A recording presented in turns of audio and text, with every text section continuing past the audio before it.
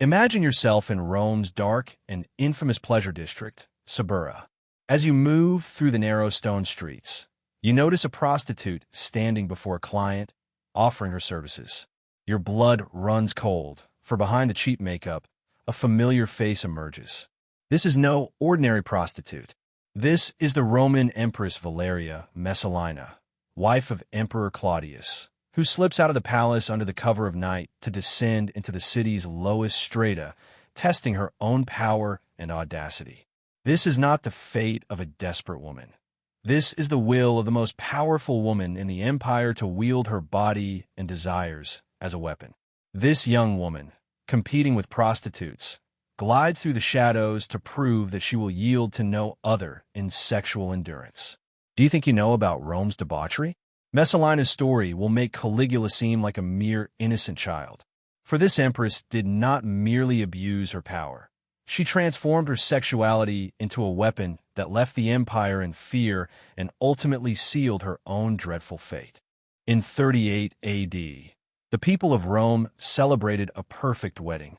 Valeria Messalina, just 15 years old, married Emperor Claudius. The ceremony symbolized everything Romans valued: nobility, fertility, and the continuation of the sacred bloodline. She possessed everything an empress should: youth, beauty, descent from an ancient patrician family, and the ability to provide legitimate heirs to the empire. Claudius, 13 years her senior and afflicted with a physical disability modern medicine would describe as cerebral palsy, seemed grateful to have obtained such a young and radiant empress. Contemporary accounts note that Messalina possessed the classical beauty of Rome, with pale skin, golden hair, and refined features that mark her aristocratic lineage. She performed her imperial duties flawlessly. She bore Claudius 2 children and appeared with grandeur at state ceremonies. But in the shadow of this splendor lay a secret darkness, for behind the knights and whispers, the empress's soul was torn between her desires and her hunger for power. Roman society divided women into rigid and merciless classes. Virtuous wives and mothers occupied the highest ranks, while prostitutes and entertainers crawled at the very bottom of the social hierarchy. The virtue expected of an empress had to be so absolute that the slightest gossip could shake the heart of the empire. This chasm between public and private life made Messalina's actions not only scandalous, but a genuine threat to the state's stability. Yet behind the cold marble walls of the Palatine Palace, a far darker game was quietly unfolding. The young woman, smiling gracefully at religious ceremonies and hosting splendid feasts, planned such mysterious nocturnal adventures that she would horrify even the most worldly Roman aristocrats. The transformation began quietly in Messalina's first year as empress, when palace servants noticed her strange behaviors. She would send guards away under the pretense of fatigue at unusual hours. Dressed plainly to conceal her identity, she would slip out of her chambers and vanish into the labyrinthine streets of the city at night. At first, Messalina's midnight excursions seemed like innocent rebellion, secret desires of a young woman seeking escape from the suffocating chains of palace protocol. But these innocent escapades soon became a dark obsession. Messalina began to play a mysterious and dangerous game. She explored the secret world of Rome's prostitutes, learning their techniques, territories, and clients, with the aim of surpassing them in every regard. This was no ordinary curiosity. It was a meticulously planned operation executed with the precision of military strategy. During the Saturnalia festival of 40 AD, a night when social roles were temporarily reversed and moral restraints loosened, Claudius attended religious ceremonies, while Messalina concealed her identity and infiltrated the dark streets of Suburra. What began as a journey to observe the lives of ordinary Romans soon turned into an obsession to prove her sexual superiority over professional entertainers. According to whispers recorded by Tacitus, those within the palace had noticed her deception. Messalina approached a brothel owner, offering to work for a night while hiding her identity. The proprietor, unaware of her true identity, assumed she was an aristocratic woman seeking excitement and accepted her offer. But her performance that night exceeded all bounds the brothel had ever witnessed. She served more clients than even the most experienced workers, displaying an appetite that shocked professionals accustomed to extreme demands. As dawn approached and other prostitutes quit, Messalina refused to leave. More clients, more challenges, more opportunities to prove how an empress could surpass an ordinary woman. She demanded them all. Finally, the brothel owner was forced to send her away. But it was too late. That night was etched into history as the first proof of her dark power and obsession. Messalina had discovered her dark calling. Just a few months after her first midnight brothel experience, a systematic mind had emerged to direct her nocturnal excursions. Behind the apparent madness lay a calculated and ruthless strategy. She established a secret network of trusted servants. They secretly escorted her out of the palace's cold walls, prepared disguises that fully concealed her identity, and allowed her to roam freely through Rome's underground sexual labyrinths. But simple prostitution was not enough to satisfy her ruthless and competitive spirit. To prove her own power, she began challenging Rome's most famous entertainers, wagering gold to demonstrate that she could serve more clients than the professionals in a single night. These competitions were not secret. Wealthy Romans gathered to watch the emperor's wife humiliate herself in the arena like a gladiator. The spectacle became a theater where entertainment and fear intertwined. One of the most famous contests took place in 41 AD. Messalina challenged Rome's most renowned prostitute, Scylla, in endurance. The rules were strict. From sunset to dawn, whoever served the most clients would claim a fortune in gold. Professional Scylla paced herself cautiously with her experience. Reserving her strength and energy for the long haul, she served 25 clients throughout the night and declared herself exhausted but victorious. Messalina, however, was only just beginning. Although Scylla acknowledged her surrender, the Empress did not stop. She accepted new clients, moving with an obsessive compulsion between lust and the desire for power. That night, she served over 30 men. She stopped only when no more volunteers could be found. But her victory was celebrated by no one, for it was a triumph won under the shadow of labor and submission, a display of dark power. Messalina had transformed her own soul into a shadow beneath the glorious light of the empire. This horrifying scene was observed by Roman onlookers, hidden in silence. Before them was a vision more terrifying and incomprehensible than history had ever witnessed. The psychological impact was devastating. This was no desperate woman. This was the most powerful woman in the world, choosing her own humiliation as a tool of entertainment. Messalina had discovered that the title of Empress made degradation more pleasurable. The sharp contrast between honor and shame intensified her satisfaction. The greater the difference, the deeper the pleasure. But these public, disgraceful contests were only the first step in Messalina's descent into dark perversion. This descent would eventually become a storm that shook the foundations of the entire Roman Empire.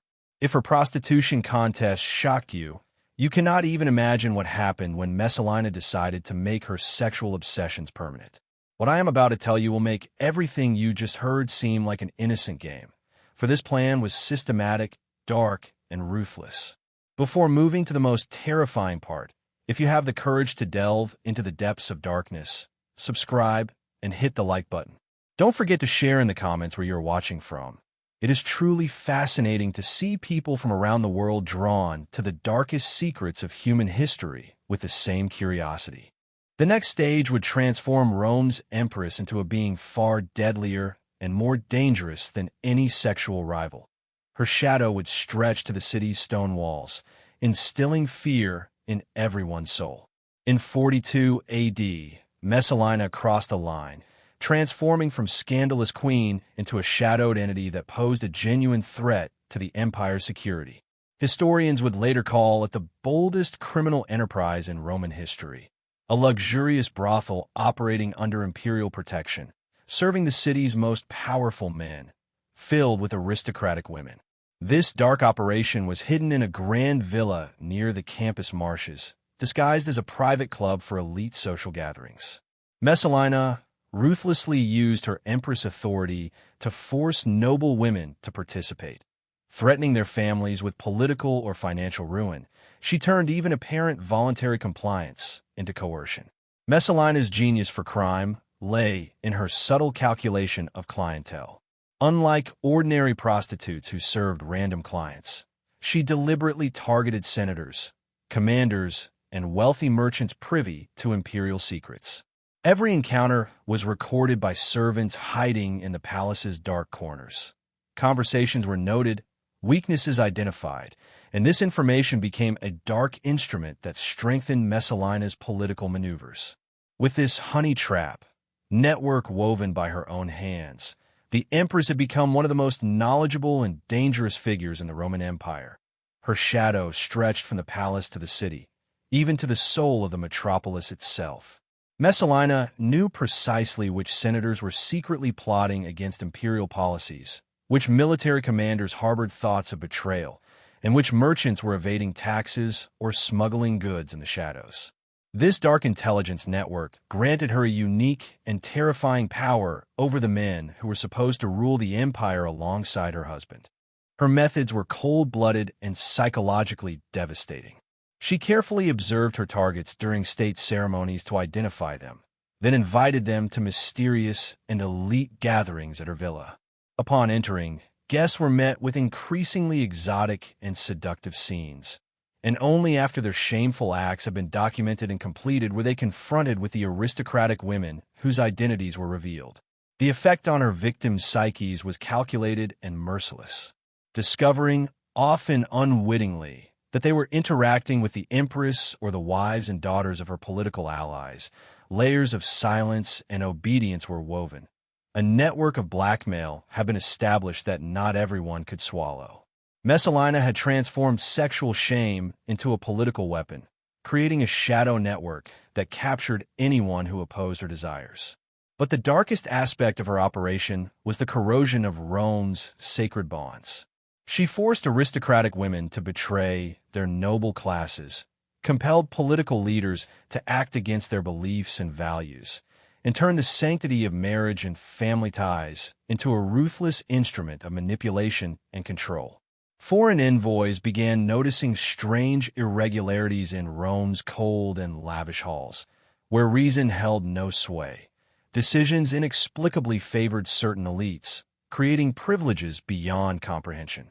Military appointments were granted to candidates with no merit, yet they rose under the shadow of an invisible hand, namely, the Empress's dark influence. Trade agreements benefited merchants with no connection to the empire's interests, creating a silent deviation at the heart of the state. The mighty machinery of the empire was quietly manipulated by a brothel queen operating from the shadows of the palace. And this woman was the spouse of one of the world's most powerful men. But this systematic corruption paled in comparison to Messalina's actions once she realized that secretly moving about was no longer sufficient. By 44 AD, Messalina's lust for power and depravity had reached levels that could not be satisfied by secret games alone. She began organizing meticulously planned public orgies that functioned both as entertainment and political theater. Rome's elite were forced to participate in humiliating and dark scenes under her shadow, scenes that occurred under the guise of the empire's fate. These spectacles were not random gatherings. They were cold and ruthless theater, disguised as religious festivals, meant to display the empire's power. Messalina claimed to honor various gods and goddesses, compelling senators, their wives, and other high-ranking officials to participate under the pretense of duty. Thus, religious ceremonies that initially appeared official and sacred gradually transformed into dark stages of systematic sexual humiliation, with each participant's soul tested under the Empress's shadow, weaving chains of obedience and fear. The Empress perfected the techniques to transform these seemingly holy gatherings, step by step, from respected ceremonies into dark and ominous scenes.